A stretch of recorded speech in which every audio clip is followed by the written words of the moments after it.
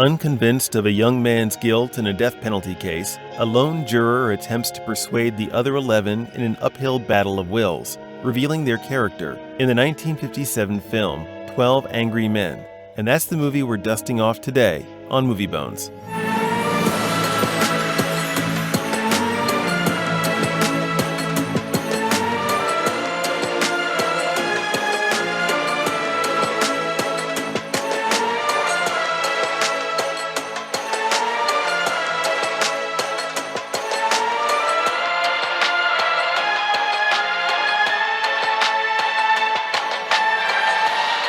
Have you ever been called to jury duty, Ryan?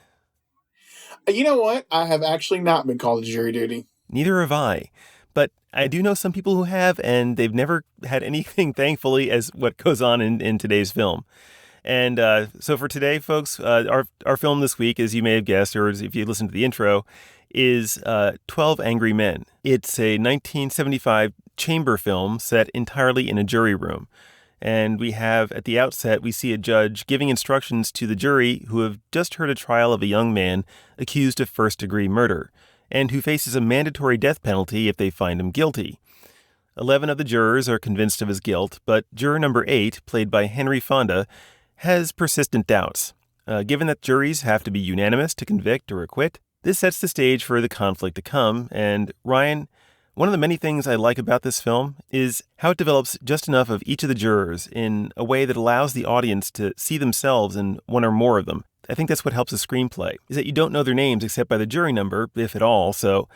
And I'm not counting the last scene, of course. You do learn 2 of their names, but it's pretty inconsequential by that point. The film forces you, because of that, to get to know them only by what they bring into them with the jury room, and what you learn about them as they peel back the layers when the pressure ratchets up. This is a really well done film. On a screenplay level, it's very tight.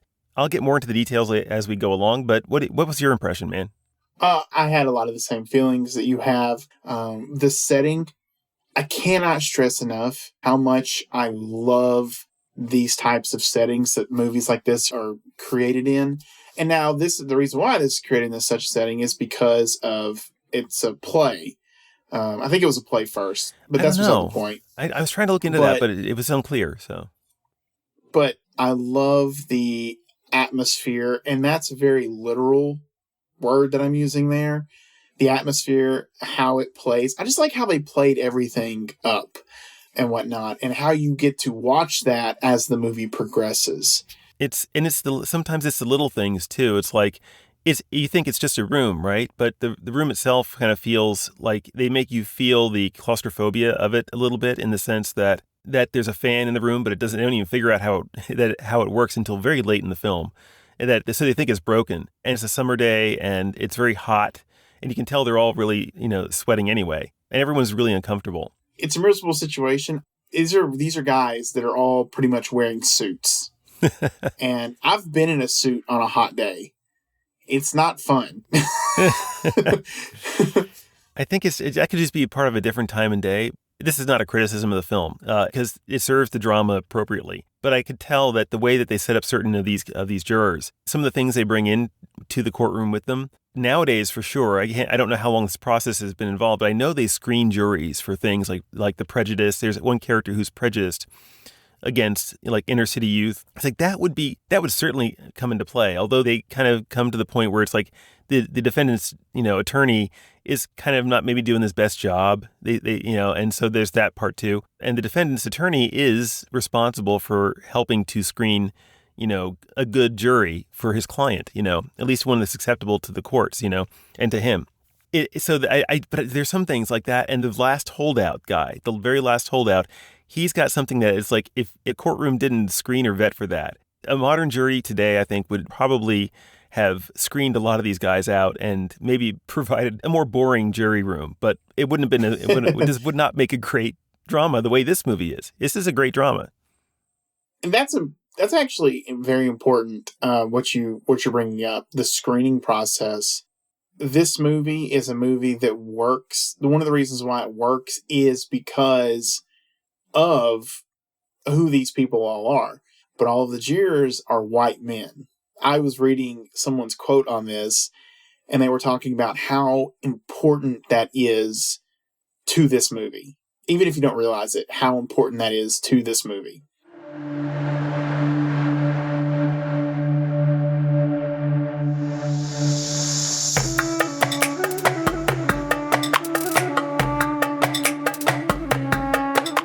I'd like to talk about a bit about the way that the film kind of brings to the forefront mob mentality and how good people are drawn into it. Because, like I said before, it's like when you get into the jury room with these guys for the first time, 11 out of 12 of them are ready to hang the guy, or send, in this case, send him to the chair. There's a lot of good people in the room, but they're just convinced of his guilt. There's some people who are not motivated by good things, but there are a lot of people who are motivated by good things.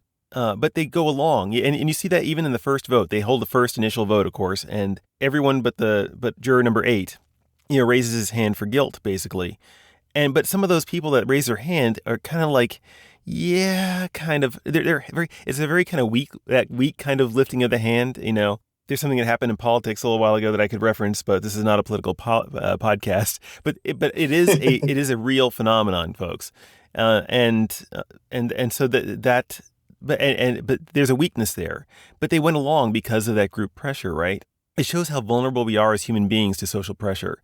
It's not that that kind of pressure is always bad, because if they're violent or they have a tendency to be angry or whatever, they might hold themselves back because of that kind of pressure. In that case, it's a good thing. More often than not, it's used to exploit a loophole we have in our makeup that can be a real liability sometimes. And when it gets into a courtroom, there are people's lives on the line. So.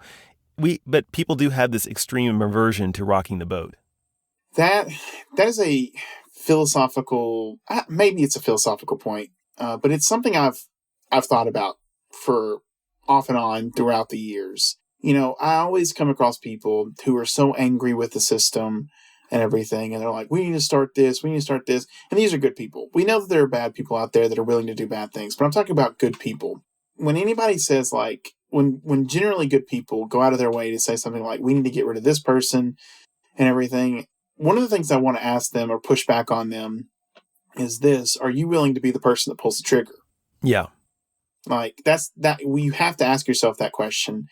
Are you willing to be the person that pulls the trigger? I'm going to be honest with you. As much as things make me mad, I don't know. I don't know if I could truly take someone's life. And unless it was like in self-defense or protecting someone that I need to protect. But I would have a difficult time. And I think that's one of the good things about this movie is that it's a life and death situation. Do you think anybody cares if it's just, hey, we're going to throw him in jail? It wouldn't be, I mean, it wouldn't have ratcheted up the tension, certainly. But yeah. Yeah, but it's a life and death situation. Yeah, it is. And that's one of the things I love about Henry Fonda's character. That's one thing I like about his character is he does posit that question to everyone. It's like, would you be willing to, throw the switch? And the response he gets to that is scary, It is scary, although I think it's a little bit faux, whatever you want to call it. It's not. It's not. And can we find out later why the guy who gives him the response that is so scary? It's juror number 3, by the way.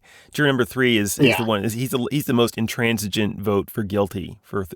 He pins him down for a moment. He gets very angry at the fact that he was pinned down by this question. And so it's like, and you find out later why, but it scares him and it scares the rest of the room. He has a moment where he almost scares himself. And that was key, though, because we do kind of, if you get caught up in something enough, you can get very close to being the point where you might not even think about. It's like you just let it slip. It's like, yes, I would do that, And if you thought about it a little bit longer and harder, it's like, I hope you say you really hope you're not. But a lot of people might say that intemperately. But if you meant it, that's when it gets really scary. Okay, this just came to my mind. A good parallel to this film? What's that? I'm going to let you guess real quick. You're probably not going to guess what I'm thinking, but the only other film that I was thinking about, if it's another film you're thinking about, I mean, I was going back over the films, but even before we started talking. I'm going to give you a hint. It's a part of a film that deals with what we're specifically talking about right now. This idea of, can you be the person that pulls the trigger? Okay, it's making me think of something, but the name of it. I started thinking about the end part of the Dark Knight movie. Okay, yeah. Where they're on the boats. Yes, yeah. That's kind of like this. Are you willing to pull the trigger? And what happens in that movie? What happens in those two scenes? Because there are two scenes. It's one with the criminals and the other one with the civilians. One of the criminals, he throws the he he surprised throws everybody. the He does the moral yeah. thing. He's the one doing the moral thing. And then And again, you have a civilian who's like, oh, they're just criminals. They don't deserve to live. Blah blah blah blah. They've they're in trouble already. Most of them for killing. Yada yada yada. But even when it's like, okay, then you pull the trigger. He can't do it. And that's how I feel. If you push on people, I do think you can get to that point. And I don't think it's a bad thing. And I don't think they're bad for, what I'm saying is like, this is what Juror 8 does, is he pushes on them to break down their selves and to really kind of confront that question. Okay, he's on trial for murder, but can you murder? yeah. And all he does is he pretty much gets under the skin of the first person. And then that person ends up becoming an ally and sharing their own experience. And then in that part unlocks another juror. And it kind of has this kind of inverse, this cascade effect. In culture, it's very hard to kind of be it was the expression of the grass that sticks its head up gets cut off, pretty much. Yeah. You see that happen a lot in like totalitarian systems and autocracies where speaking out can get your neck cut off. In this case, there's no such penalty awaiting any of these men, but still that pressure, as I talked about before, is always there. But when you have an ally, you start to, and especially when it's only 12 people, you start to see that it has a chance to build because there is something there to build on.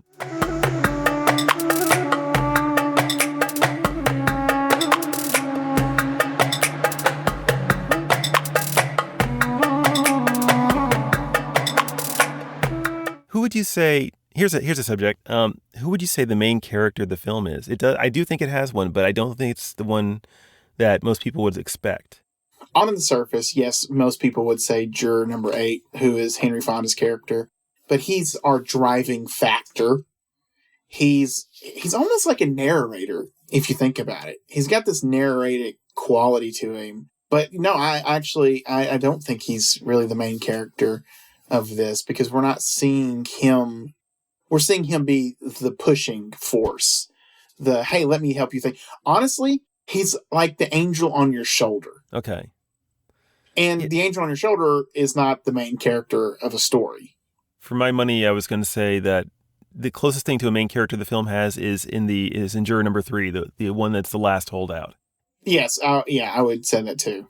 He's the only character in the whole movie that has a complete, what you call a complete arc, in which they have a starting point, they go under pressure, and gradually the layers are peeled back until he's got nothing left to face except his own self. And in the last scene of the movie, which is very powerful, by the way, it's the most emotional part in the film. Up until that point, I was following the movie in a very kind of, not detached, but really interested by the twists and turns that were going on. But that's all plot. But as far as character goes, that last moment with juror number 3, that raises the film up several notches.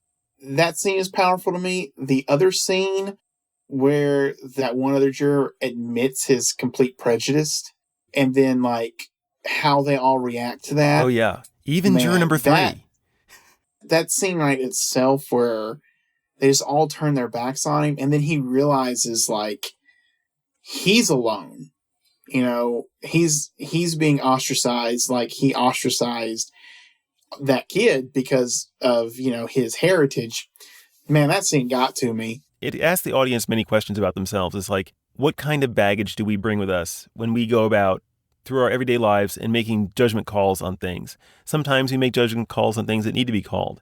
Like in a jury room, you have to make a judgment call here. But whether it's a pressure situation or that like that or not, it's always a good question to ask, what kind of baggage do I still have?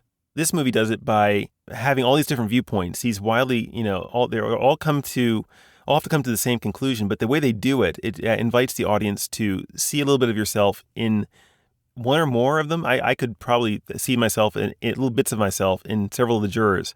If I had to nitpick anything, there's a few questionable choices in cinematography that I wouldn't have made.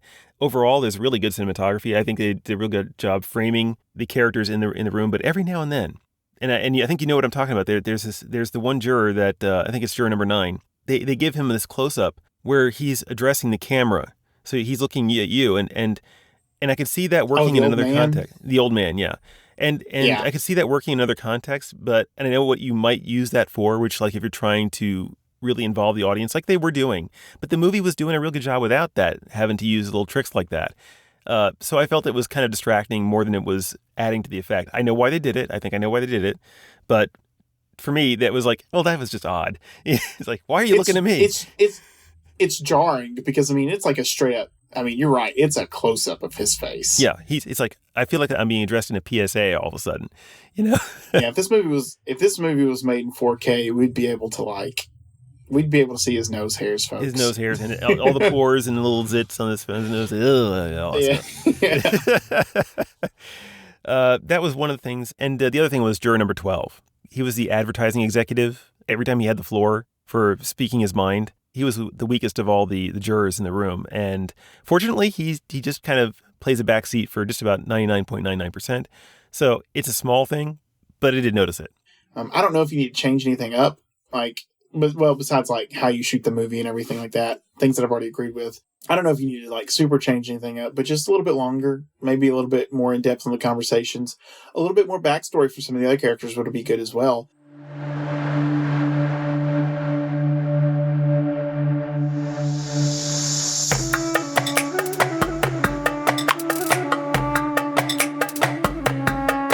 I actually thought maybe one of the biggest holdouts in the movie going into it, and just listening to them talk, would have been the guy that said, he wanted to get to the baseball game and everything. Yeah, and he's got this more relaxed aura about him. So I thought he would be more in the movie, but he really ultimately wasn't as much in the movie as I thought. I'm glad you brought him up because of all the jurors, he was one of the ones that if you have feelings about anyone negatively, any of the jurors, he was one of the ones I had, so even more than juror number 3, I found I had the most, like, I can't stand you because he's willing to, he literally was, he only changes his vote, guys, because it looks like the tide is turning and he wants to get out of there. So if the tide is turning towards not guilty, that's where he's going to put his vote. Not based on whether or not the guy is that the life he's about to condemn is actually worthy of being condemned. That's completely an afterthought. And even to the very end, the other characters have to give up on him. It's like, why? How can you do that? And it's like, yeah, I just want to get out of here. And like, I have no respect for that. The other characters, I see their points of view. Even the heart, and I understand at least what's motivating them. But him, that's like an alien being that has no conscience. That to me is like, you are just like, where did you come from, dude? Like a ball game is more important than a human being. Are you kidding me? Yeah. So yeah, he infuriated me. I'm glad he's not anymore. He probably would have driven me nuts if he was. So. Well, I do have one other thing, and we kind of talked about it a little bit. This idea of groupthink and everything. The fact that they're all the same, they're part of the same group in a sense, is very important to this movie. And the person that I came across their quote, what they were saying is, or what they were explaining was, we will tend to think like the people that look more like us and everything, like, because, we find some commonality with them. Yeah. And yet this is what this movie does, is it breaks down the commonality as the movie goes on. They all have like their own little slight differences. For instance, man with glasses or juror with glasses, and how that has affected his life. And then you've got another guy who's literally, he's from the slums as well. He climbed his way out of the slums, but he's from the slums. So he's got some kind of, he's got a connection. He doesn't know the kid, but he has a connection to that life, to that world. It's like, oh, we're all part of a group, so we should all think alike. But we're not all alike. We're still all different people at the end of the day, and you see how that plays out. Because again, they go in there and they're like, oh, let's all just go ahead and vote him guilty. He's clearly guilty. And then you had one person who was willing to stand out and say, but what if he's not? And that's really what he asked. I'm asking, what if he didn't do it? Yeah. And it snowballs from there, and it makes us realize that, oh, just because we look alike does not mean we think alike, and that's a good thing. But it also highlights the importance of that one person standing up, right? It can be terrifying to stand out and stand up against people that you belong with in a particular group. Whether you have accepted that you're in that group or not, it can still be terrifying Yeah. to stand out against people that look and should theoretically think like you. Yeah. And he does that, and again, it just snowballs from there. In fact, I think one of the surest signs that if you don't know someone personally, but you're in a position where you have to discern whether or not they're telling the truth, a difficult truth or not, look at the in-group they're coming out of. Does this help them or hurt them within the in-group? Because you don't look at the out-group's reaction, because the out-group probably doesn't trust them anyway. But the in-group, you would think they're most likely to trust this person, but this person is going against them. And there's no home or refuge for them in the out-group. There's recent history to back this up. I'm not going to get into that because it involves personalities and stuff like that, but that get into politics. But in any case, it's one way to judge, I think, as best anyone could. It's like, are they paying a personal cost for this? Is there really anything that you're getting out of this? And if they're isolating themselves from their own in-group and there's no refuge in the out-group, yeah, I mean, that should be a call to at least give some weight of if not the what the person's saying explicitly, then at least trying to think of them in terms of they're probably doing it for a good motive.